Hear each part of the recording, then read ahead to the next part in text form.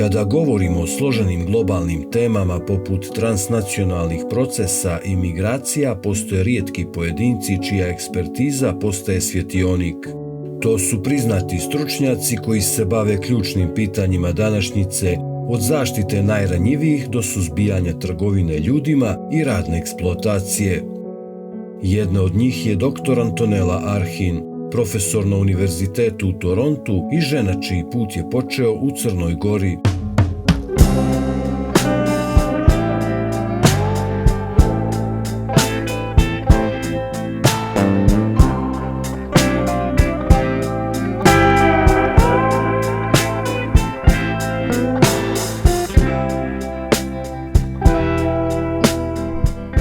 Sve je pokrenula jedna rana ambicija. Već sa 15 godina sam krenula da razmišljam o školovanju u inostranstvu, kao i samom radu i životu u inostranstvu, tako da sam već sa 17 godina uz ogromnu podršku roditelja odlučila da 4. razred srednje škole završim u Americi. Potom toga sam stekla diplomu profesora engleskog jezika i književnosti u Novom Sadu. I zatim sam kao stipendista Američkog State Departmenta otišla na Univerzitet Johns Hopkins u Washingtonu, gdje sam stekla diplomu magistra međunarodne ekonomije i međunarodnih odnosa sa fokusom na upravljanje konfliktima. Nakon toga neko vrijeme je prošlo i bila sam dovoljno ambiciozna da završim taj zadnji obrazovni nivo, a to je da sam na kraju stekla diplomu, odnosno zvanje doktora ekonomskih nauka u Novom Sadu. Ipak, prije pune međunarodne karijere, formativna iskustva stekla je u domovini. Par poslova koji su me formativno nekako oblikovali. Prvi je bio rad savjetnika u Ministarstvu inostranih poslova na odjeljenju za informacije i analizu, kao i u odsjeku za konzularne i pravne odnose. Također, još jedno profesionalno iskustvo koje je bilo od velikog značaja u pogledu mog rada u Crnoj Gori jeste bila pozicija istraživača, odnosno ekonomiste, u Centru za bankarstvo, financije i međunarodnu ekonomiju, kada sam radila sa našim vrhunskim ekonomistom Željkom Bogetićem. Nakon rada u Crnoj Gori nalazim zaposlenje u Americi. I u Americi bih izdvojila također nekoliko značajnih pozicija koje sam imala, prvenstveno u Centru za strateške međunarodne studije, gdje sam radila kao istraživač sa Janušom Bugajskim na istočnoevropskom projektu, u okviru kojeg smo osnovali veoma važan za Crnu Goru, takozvani Američko-crnogorski politički forum. Također sam radila na samom Univerzitetu Johns Hopkins u Institutu za spoljne odnose i spoljna pitanja kao istraživač prvenstveno, a nakon toga kao pravni konsultant za jugoistočnu Europu na projektima vezanim za trgovinu ljudima u 8 zemalja jugoistočne Europe. To iskustvo je usmjerava ka Torontu, gdje njena ekspertiza dobija puni zamah. Ona osmišljava i predaje prvi kanadski univerzitetski predmet o trgovini ljudima, a njen rad prepoznaju i studenti i uprava fakulteta, birajući je za jednog od najboljih profesora i dodjeljujući joj dekanovu nagradu za unapređenje studentskog života. Paralelno njeno znanje traženo je i van akademskih krugova.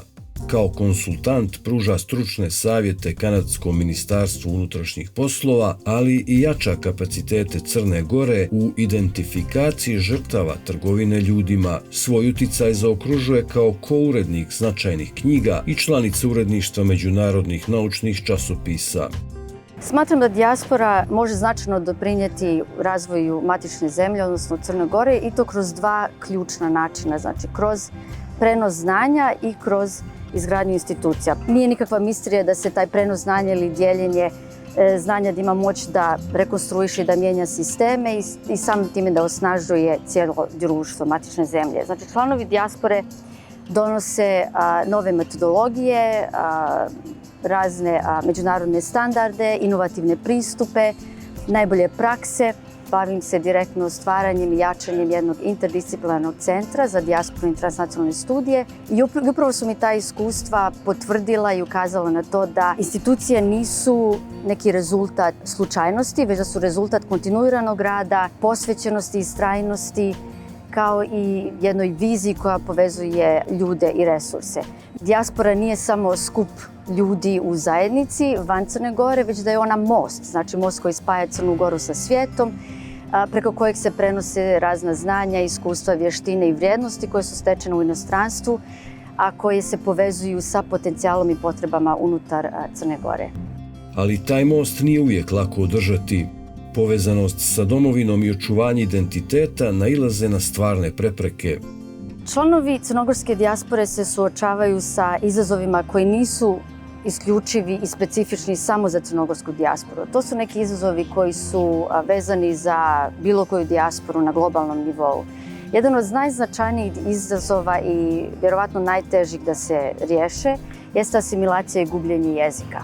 Teže je prenositi taj jezik poslije druge ili treće generacije kada mladi koriste crnogorski jezik u nekim suženim kontekstima, manje ga koriste i eventualno na kraju ga izgube. Znači, kako bi se riješio ovaj izazov, potrebno je organizovati škole jezika, online radionice putem kojih bi se ljudi u dijaspori, a prvenstveno mladi, naučili crnogorskom jeziku.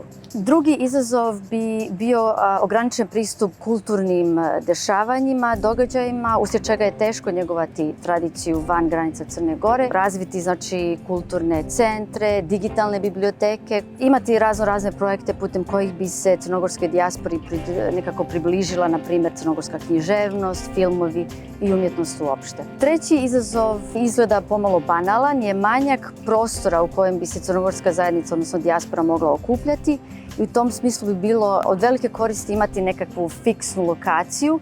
I konačno mislim da postoji ograničena povezanost sa Crnom Gorom. Mislim da postoji nekakva nada i očekivanje od dijaspore. Ta veza između Crne Gore i dijaspore ne bude sporadična. Ali kako tu vezu učiniti sistematskom, a ne sporadičnom? Dr. Arhin predlaže konkretne modele. Prvi model bi se odnosio na razvijanje mentorskih programa putem koji bi se iskusni članovi dijaspore povezali sa mladim naučnicima iz Crne Gore. Drugi model saradnje bi bio podrška istraživačkim projektima, odnosno da Crna Gora obezbijedi grantove, stipendije, kako bi se stvorila saradnja između dijaspore i mladih naučnika u Crnoj Gori. Kratkoročni boravci i istraživačke posjete na dva načina. Znači, naučnici iz Crne Gore bi imali nevjerojatnu priliku da posjete i da istražuju, da prave istraživanja koristeći inovativne pristupe na univerzitetima u inostranstvu, a iz druge strane stručnjaci, eksperti iz raznih grana nauke imali bi priliku da dođu u Crnu Goru u raznu posjetu ili eventualno konsultacije ili da održe neka gostujuća predavanja.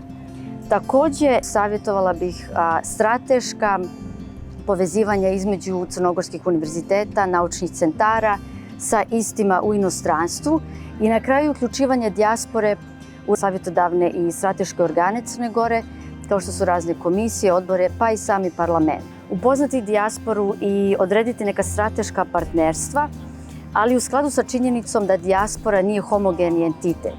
Ali s druge strane i sama dijaspora i članovi dijaspore moraju sami sebe motivisati kroz otkrivanje potencijala i načina na koji žele da prenesu to znanje. Da se osvrnem na misao američkog predsjednika Kennedyja, da ne treba pitati šta domovina treba da uradi za nas, već šta mi trebamo da uradimo za svoju domovinu. Misao koja mislim da se može produbiti, nadograditi kada je u pitanju Crna Gora i dijaspora, u smislu da se ne trebamo pitati što Crna Gora treba da uradi za dijasporu, niti što dijaspora treba da uradi konkretno za Crnu Goru, već da je riječ o tome kako zajedničkim angažmanom, kroz obostranu odgovornost i uz aktivno učešće, kako zajedno možemo da dovedemo do održivog razvoja i prosperiteta Crne Gore. Želja i volja, ozbiljnost i istrajnost u oba smjera. To je formula za budućnost koju grade ljudi poput Antonele Arhin. Budućnost u kojoj se znanje vraća kući.